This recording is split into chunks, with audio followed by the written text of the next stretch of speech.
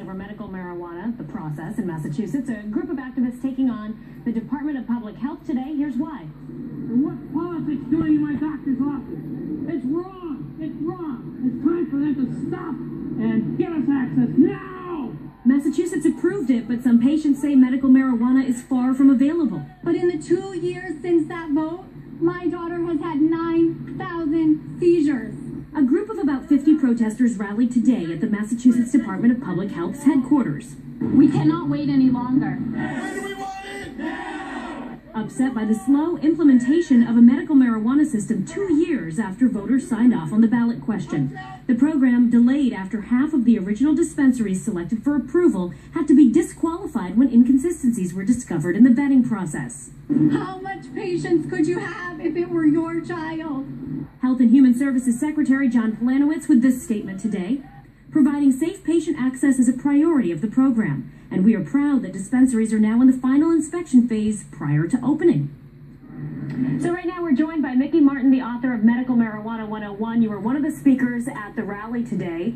So we just heard from the Health and Human Services Secretary. He went on to say that once these dispensaries pass inspection and meet local requirements, they'll be ready to start growing and preparing to open. What do you make of that?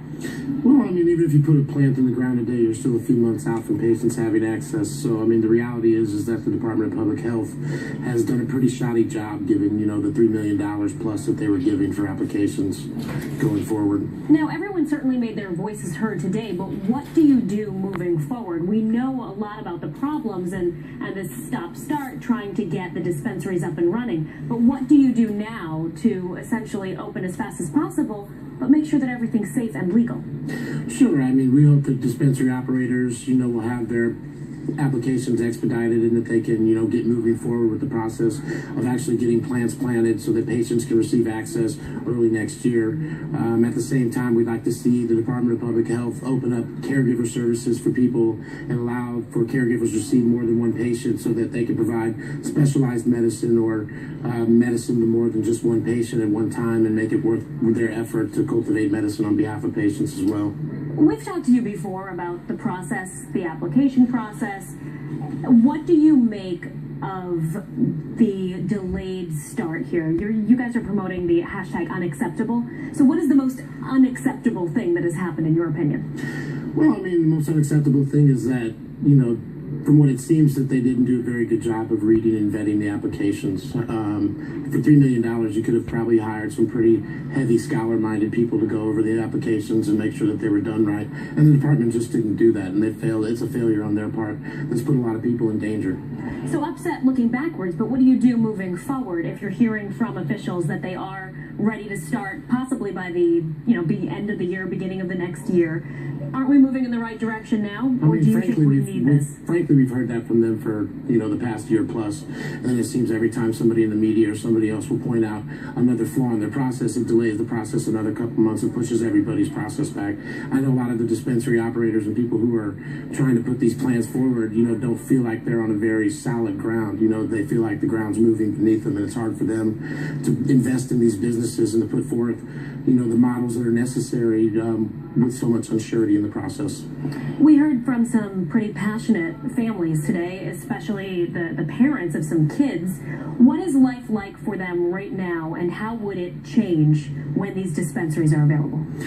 Yeah, I mean, Jill, who's one of the patients, I've been talking to her regularly, and, her child's had 9,000 seizures since we passed this law in 2012, and her having access to a safe medicine that's, regulated and tested and provided in a safe, clean and well-lit facility is something that's important to her. And, you can imagine how you would feel if your child was going through uncontrollable seizures every night. There was a medicine that was available that's shown to help children in other states, and you couldn't have access to it because of the politics and because of the fumbling of the program that's happened thus far. It's very frustrating for patients, and Jill's one of thousands of patients, children and adults alike that, suffer every day and have less of a quality of life because of this matter. And, it's unacceptable. It needs to be moved forward. So moving forward really quickly, do you take them at their word that they'll be up and running by the start of the year? They'll try. I think so. I mean, I still think they haven't selected any for all 15 counties, which was required by the law that was voted in. I don't think that even if they got one per county, or if they had, up to 20 would be enough to serve the hundreds of thousands of patients who would probably be, able to use cannabis in the state. So, really they need to get it up to about 50 dispensaries to, serve the patient population. And, and so we know there's that not you'll a stay demand. vocal. We know you'll stay vocal, and along the way from now until then, I'm sure we'll check back in with you. Mickey Martin, thanks so much for being Thank with you us. very much.